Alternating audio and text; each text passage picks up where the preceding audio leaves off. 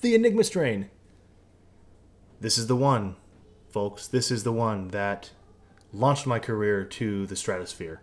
This is the one that made me famous. None of that's true. I'm not famous. My career did not launch to the stratosphere, but The Enigma Strain was the first book that got me on the path of being a full-time author. It's the book that started it all, if you will. As most of my other books, and I mentioned the others are linked here somewhere. Click something. The Depths and The Golden Crystal, now The Atlantis Stone, are the two books that came before The Enigma Strain.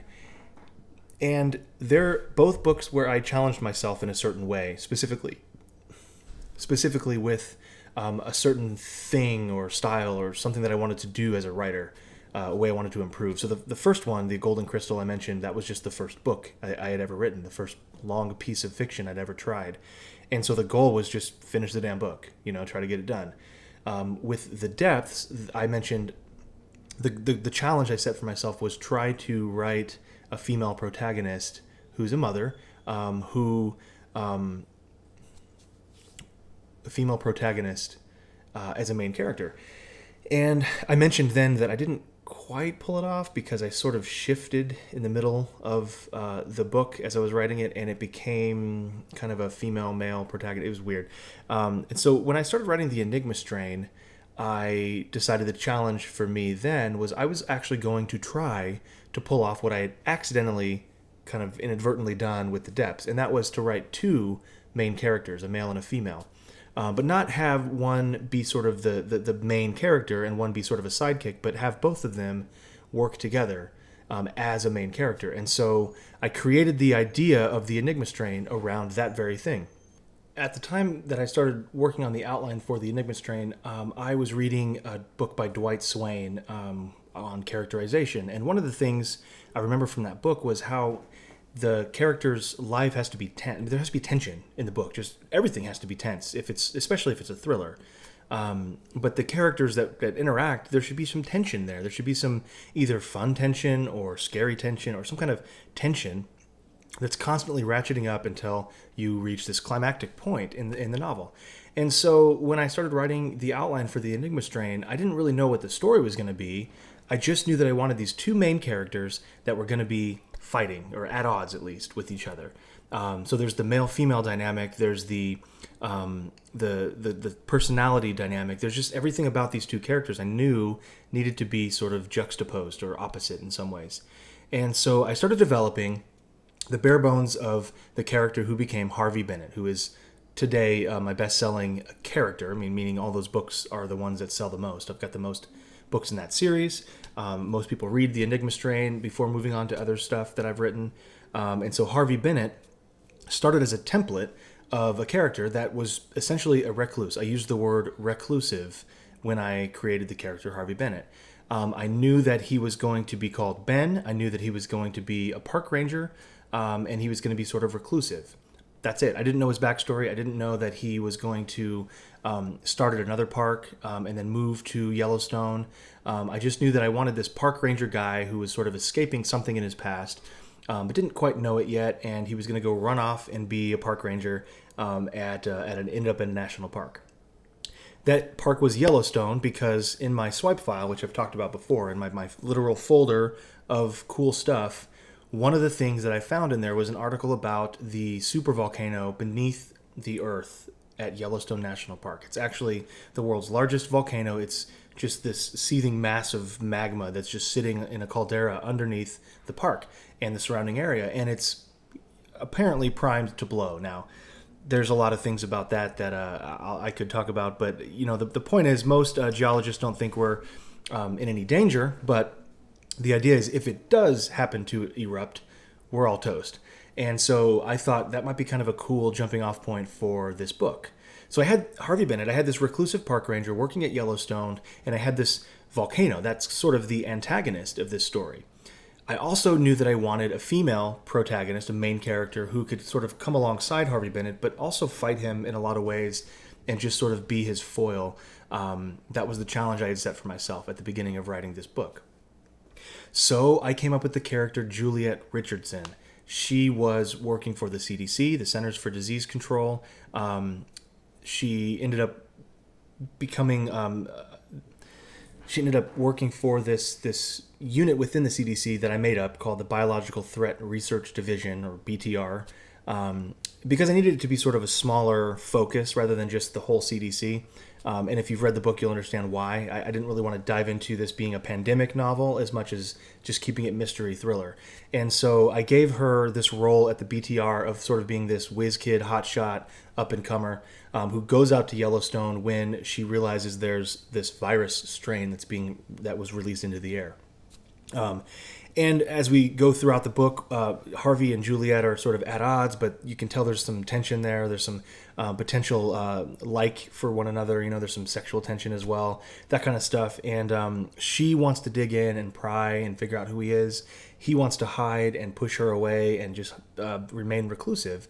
At the same time, he's got this strong longing for justice and this strong longing to find the truth. And so it just was this really good natural marriage of these two personalities as they fought together and fought each other. And so that became the core of what the Enigma Strain was.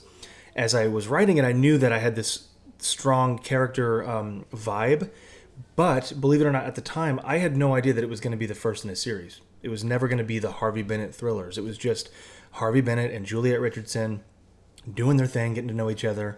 And of course, at the end, they ride off into the sunset, happily ever after, all that stuff.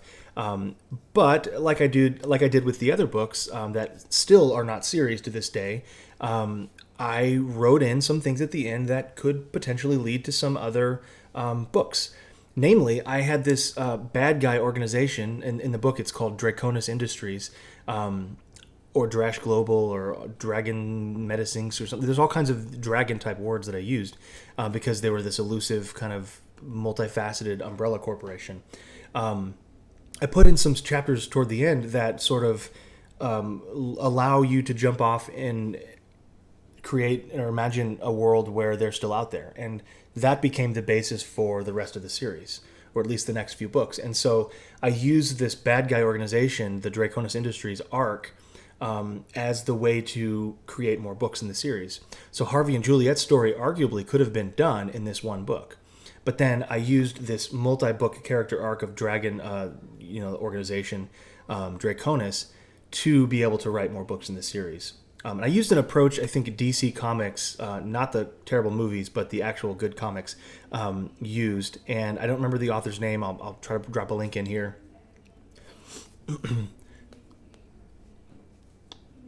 A method developed by DC Comics where you write an A story and just sort of mention a B story.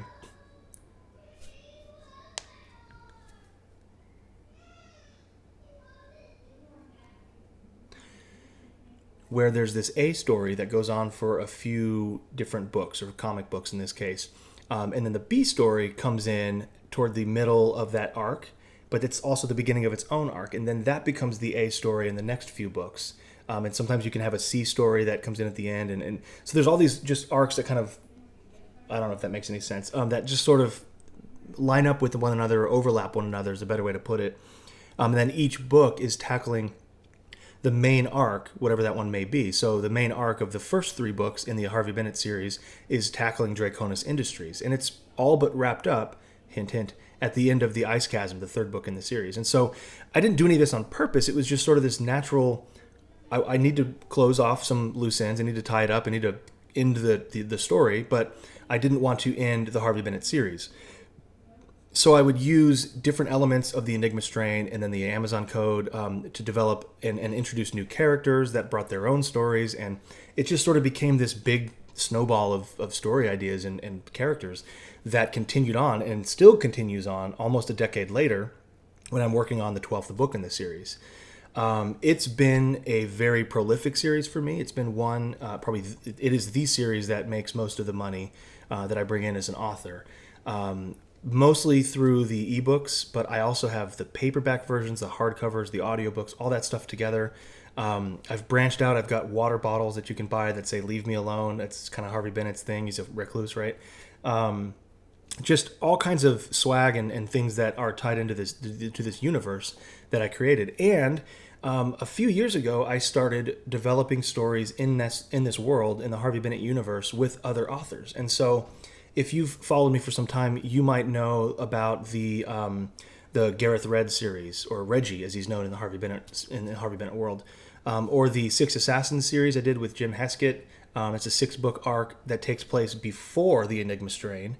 And it features Ember Clark, who's not related to the universe except through Harvey's younger brother, Zach. There's 3 prequel novellas, I guess. They're short novels that feature Harvey Bennett as kind of a young kid, sort of a coming-of-age sort of series that's still got some mystery thriller elements to it, but also has some really interesting characterization stuff that I didn't even foresee happening. That one of those books was actually written by the guy who edited The Golden Crystal, as I mentioned a couple videos ago. Mike Morehouse, who's just a really good friend of mine now, and just an incredible writer in his own right. I wrote one of those prequels with Jim Heskett. I wrote the other one as just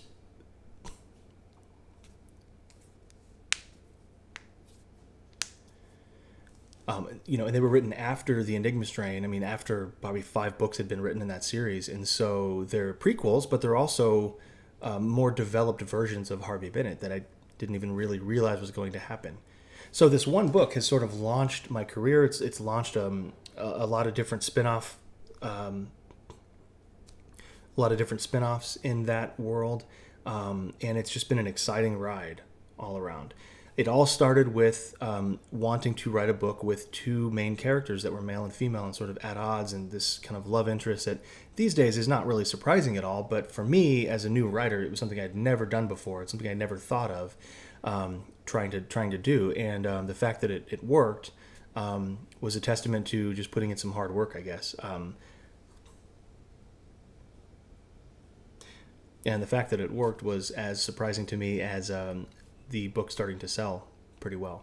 So that's the story of the Enigma Strain. There's way more to it. There's way more that you can get involved with. I'll put some links down here. Do subscribe to the channel. There's all kinds of stuff coming down the pipe. Go ahead and subscribe to my mailing list too. You can get this book and the other 2 that I've talked about totally free. And if you haven't yet, check out the new podcast that I'm doing. That's all audio book versions that I'm custom composing and doing all kinds of cool music to, and releasing for free, serialized right here on YouTube, as well as anywhere podcasts are found. Just search for Adventure Explosion and it should show up. That's it for this week. See you next time.